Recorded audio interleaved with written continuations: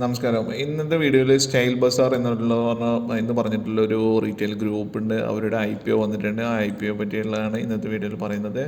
ഈ ഈ കമ്പനിയുടെ പ്രത്യേകത എന്താണെന്ന് ചോദിച്ചാൽ, നമ്മുടെ രാകേഷ് ജുൻജുൻവാല എന്നുള്ള നിങ്ങളെല്ലാം കേട്ടിട്ടുണ്ടാവും. ഇന്ത്യയിലെ വാറൻ ബഫറ്റ് എന്നൊക്കെ പറഞ്ഞിട്ടുള്ള അദ്ദേഹത്തെ പോലുള്ള ആ പേരെല്ലാം ഇൻവെസ്റ്റ് ചെയ്തിരിക്കുന്ന, അല്ലെങ്കിൽ ഹൽദിറാം ഗ്രൂപ്പ് എന്ന് പറഞ്ഞിട്ടുള്ള ഗ്രൂപ്പെല്ലാം ഇൻവെസ്റ്റ് ചെയ്തിരിക്കുന്ന ഒരു കമ്പനിയാണ്. ഇവരുടെ മെയിൻ ബിസിനസ് എന്ന് പറയുന്നത്, ഇവർ റീറ്റെയിൽ സ്റ്റോർസ് ആണ് ഇവരുള്ളത്.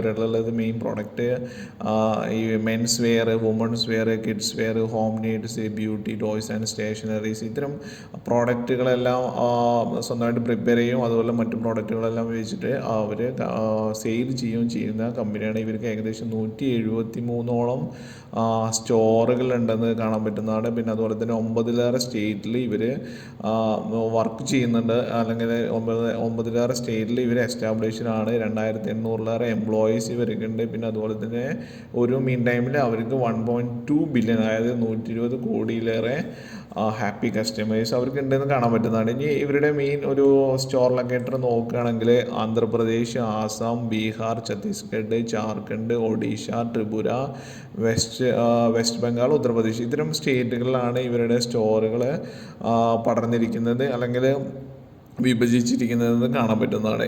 ഇതിൽ തന്നെ മെയിനായിട്ട് ഇവരുടെ ഒരു വെസ്റ്റ് ബംഗാളിൽ നിന്നാണ് ഇവരുടെ മെയിൻ ഇൻകം വരുന്നതെന്നും കാണാൻ പറ്റുന്നതാണ്. ഇനി ഇവരുടെ ജസ്റ്റ് ഒരു ജേണി നോക്കുകയാണെങ്കിൽ 2014 കമ്പനി ഇൻകോർപ്പറേറ്റ് ചെയ്തിരിക്കുന്നത്. 2016 അവരുടെ ആദ്യത്തെ ഷോറൂം അവർ ഒഡീഷയിൽ സ്റ്റാർട്ട് ചെയ്തു.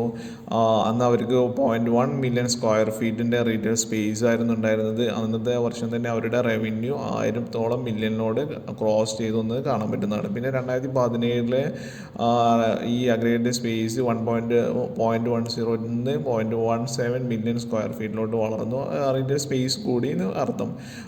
അതുപോലെ തന്നെ അവരുടെ മെയിൻ സ്റ്റോറ് പിന്നെ ബീഹാറിലും ത്രിപുരയിലെല്ലാം അവർ സ്റ്റാർട്ട് ചെയ്തു.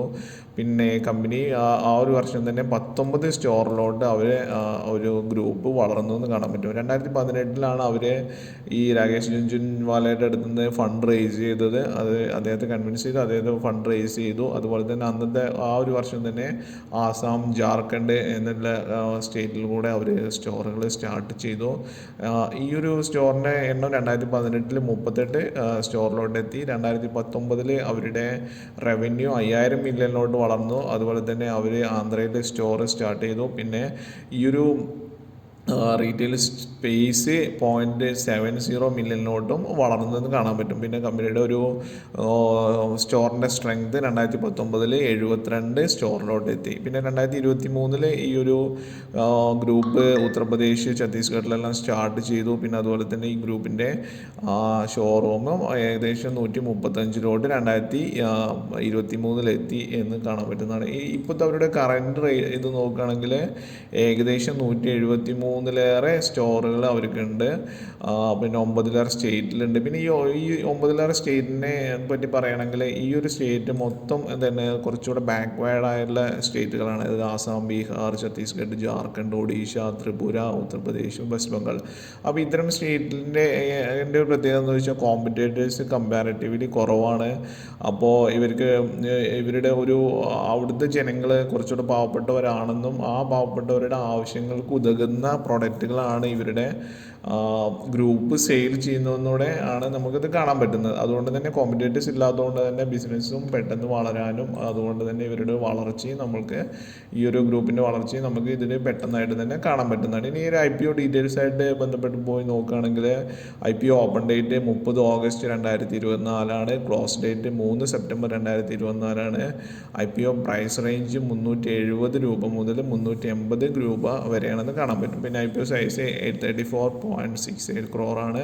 മിനിമം ഇൻവെസ്റ്റ്മെൻറ്റ്, അതായത് 38 ഷെയറോളം നമ്മൾ വാങ്ങേണ്ടി വരും. അത് 38 ഷെയർ എന്ന് പറഞ്ഞാൽ ഏകദേശം 14,782 രൂപയോളം മിനിമം ഇൻവെസ്റ്റ്മെൻറ്റ് ചെയ്യേണ്ടി വരുന്നതാണ്. പിന്നെ ലിസ്റ്റിംഗ് എക്സ്ചേഞ്ച് നമ്മൾ ആസ് യൂഷ്വൽ BSE NSE തന്നെ ലിസ്റ്റിംഗ് ഡേറ്റ് 4 സെപ്റ്റംബർ 2024 കാണാൻ പറ്റും. പിന്നെ സിനോപ്സിസ് ഓൾമോസ്റ്റ് നമ്മൾ പറഞ്ഞതാണ്. ഇനി ഇതുമായി ബന്ധപ്പെട്ട് പറയുകയാണെങ്കിൽ ഇവരുടെ ഒരു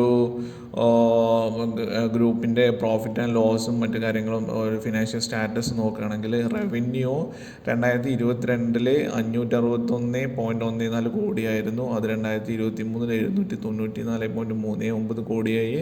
അതുപോലെ തന്നെ 2024 982.83 കോടിയിലോട്ട് വളർന്നെന്ന് കാണാൻ പറ്റും. പിന്നെ ഇബിറ്റഡ ആണെങ്കിലും 2022 68.35 ആയിരുന്നു. അത് 2024 142.16 കോടിയായി കൂടിയെന്ന് പറയാൻ പറ്റുന്നതാണ്. ഇനി പ്രോഫിറ്റ് ആഫ്റ്റർ ടാക്സ് പറയുകയാണെങ്കിൽ ഈ ഒരു ഗ്രാഫ് നോക്കുമ്പോൾ നിങ്ങൾക്ക് കാണാൻ പറ്റും ഇത് ആക്ച്വലി നെഗറ്റീവാണ്. 2022 ഇവിടെയാണ് 0 വരുന്നത്. 2022 -8.01 താഴെയായിരുന്നു. പക്ഷേ അത് 2021 അത് പ്ലസ് ആയി 5.10 കോടിയായി കൂടി. അതുപോലെ തന്നെ 2024 അത് 21.94 കോടിയിലോട്ട് വളർന്നു എന്ന് കാണാൻ പറ്റും. പക്ഷേ മൈനസിൽ നിന്ന് പോസിറ്റീവ് പ്ലസ് പോസിറ്റീവായിട്ട് വളർന്നു എന്ന് കാണാൻ പറ്റും. ഇനി ബാലൻസ് ഷീറ്റിലെ ടോട്ടൽ ലയബിലിറ്റി ഗ്രൂപ്പ് നോക്കുകയാണെങ്കിൽ ലയബിലിറ്റി നോക്കുകയാണെങ്കിൽ 2022 101.57 കോടി രൂപ ലയബിലിറ്റിയാണ്. അത് 2023 115.18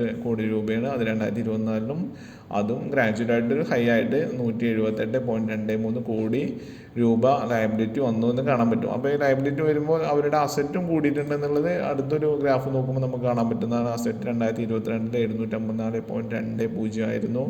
2023 86.867.11 കോടിയാണ്. പിന്നെ അതുപോലെ 2024 1165 ടോട്ടൽ അസറ്റ് ഉണ്ടാകുമ്പോൾ അവർക്ക് 178 ലയബിലിറ്റി ഉണ്ടെന്ന് കാണാൻ പറ്റുന്നതാണ്.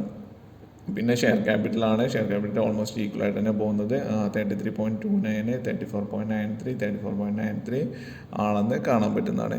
ഇനി ഇവരുടെ ഒരു SWOT അതായത് സ്ട്രെങ്ത് വീക്ക്നെസ് പിന്നെ ഒബ്ജക്ഷൻ ത്രെട്ട് ഇത്തരം കാര്യങ്ങളൊന്ന് ജസ്റ്റ് ഒരു അനലൈസോടെ ചെയ്യുക. സ്ട്രെങ്ത് എന്ന് പറയുന്നത് of course west Bengal Odisha അതുപോലെ തന്നെ മറ്റ് സ്റ്റേറ്റിലെല്ലാം കോമ്പറ്റേറ്റേഴ്സ് ഇല്ലാത്ത ഒരു സ്ഥലങ്ങളിൽ ഒരു സ്ട്രോങ് ഗ്രൂപ്പായിട്ട് ഇവർ നിലനിൽക്കുന്നു എന്നുള്ളത് തന്നെയാണ്.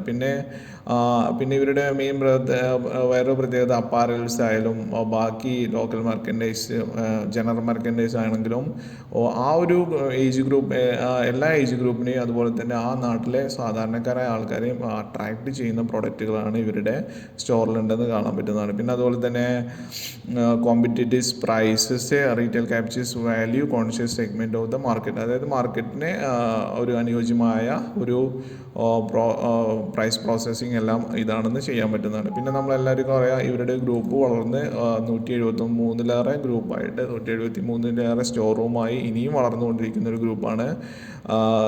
ജനറലി ഷോപ്പിംഗ് മാളുകളും മറ്റും കുറവുള്ള സ്ഥലങ്ങളാണ് ഇവർ സെലക്ട് ചെയ്യുന്നതെന്നും കാണാൻ പറ്റുന്നതാണ്. പിന്നെ ഇവരുടെ ഒരു എക്സ്പീരിയൻസ്ഡായ ഒരു ഗ്രൂപ്പായി മാറി. 2300 എംപ്ലോയീസ് ഉണ്ട്. 17 പേഴ്സണൽ സ്ട്രീം ഓഫ് 17 പേഴ്സണൽ അവർ regional taste and current market times providing competitive ആയിട്ട്. അപ്പോൾ ഇതെല്ലാം ഇവരുടെ ഒരു സ്ട്രെങ്ത് ആയിട്ട് കാണാൻ പറ്റുന്നതാണ്. ഇനി റിസ്ക് ഇവരുടെ എന്താണെന്ന് ചോദിച്ചാൽ എന്താണ് primarily operation concentrate in west Bengal and Odisha. അപ്പോൾ ഒഡീഷ അങ്ങനെ വെസ്റ്റ് ബംഗാളിലെ ഒരു പാവപ്പെട്ട സംസ്ഥാനങ്ങളിലാണ് ഇവർ ഓപ്പറേറ്റ് ചെയ്യുന്നതിലൊരു ഡിമെറിറ്റായിട്ട് ഇവർ കൊടുത്തിരിക്കുന്നു. ബട്ട് അതൊരു ഡിമെറിറ്റ് അല്ല. പാവപ്പെട്ടവരുടെ ആയാലും കാശുകാരുടെ ആയാലും കാശ് തന്നെയാണെന്നുള്ളത് ജസ്റ്റ് ബിസിനസ് ചെയ്യുന്ന ഏതൊരാൾക്കാരും അറിയാൻ പറ്റുന്നതാണ്. ഓക്കെ. പിന്നെ അതുപോലെ large store network and expanding food print maintaining profitably while managing over head cost is A constant challenge. അതായത് ഈ ഗ്രൂപ്പിനെ വലുതാക്കുക എന്ന് പറയുന്നത് ചലഞ്ചാണ്. ബട്ട് അതൊരു എക്സ്പീരിയൻസ്ഡ് ആയ ഒരു ഗ്രൂപ്പിനെ അതൊരു ചലഞ്ചല്ല എന്നും നമ്മൾക്കതൊരു വലിയൊരു ഡിമെറിറ്റായിട്ട് കാണാൻ പറ്റുന്നതല്ല. പിന്നെ അടുത്തത് focus of affordability may limit profit margins and leave the company vulnerable to rising input cost or pricing pressures. അതായത് ഈ ഒരു ലോ പ്രൈസിൽ കൊടുക്കുന്നത് ഇവരുടെ പ്രോഫിറ്റ് മാർജിൻ അഫക്റ്റ് ചെയ്യും എന്നുള്ള കാര്യങ്ങളാണ് ഒരു റിസ്ക് ആയിട്ട് പറയുന്നത്. ബട്ട് അത് ചെറിയൊരു റിസ്ക് തന്നെയാണെങ്കിലും ബട്ട് അതൊരു കൺസിഡർ ചെയ്യേണ്ട ആവശ്യമില്ല എന്ന് അറിയാവുന്നതാണ്. പിന്നെ retail sector is sensitive to broader economic cycles which could affect consumer spending especially in discriminatory categories like fashion അപ്പോൾ ഇതെല്ലാം പറയുന്ന ഒരു ഡിമെറിറ്റ്സ് ഇവർ പറയുന്നുണ്ടെങ്കിൽ പോലും ഇവരുടെ ലയബിലിറ്റി കുറച്ച് കൂടുതലാണെന്നുള്ളതാണ് ഒരു മെയിനായിട്ട് ഒരു ഇത് പറയുന്നത്. ബട്ട് കോമ്പറ്റീഷൻസ് കുറവുള്ള ഏരിയകളിൽ വർക്ക് ചെയ്യുന്ന അല്ലെങ്കിൽ ഇത്തരം വലിയ വലിയ ഇൻവെസ്റ്റ് ചെയ്തിരിക്കുന്ന ഒരു കമ്പനിയുടെ IPO ഒരു പോസിറ്റീവായിട്ട് നമുക്ക് കാണാൻ പറ്റുന്നതാണ്. ഇത്തരം കാര്യങ്ങളാണ് ഇന്നത്തെ ഒരു വീഡിയോയിൽ പറയുന്നത്. ഇതിനെ പറ്റിയുള്ള എന്തെങ്കിലും കമൻസോ മറ്റു കാര്യങ്ങളോ ഉണ്ടെങ്കിൽ കമൻറ്റ് ബോക്സിൽ കമൻറ്റ് ചെയ്യണമെന്ന് റിക്വസ്റ്റ്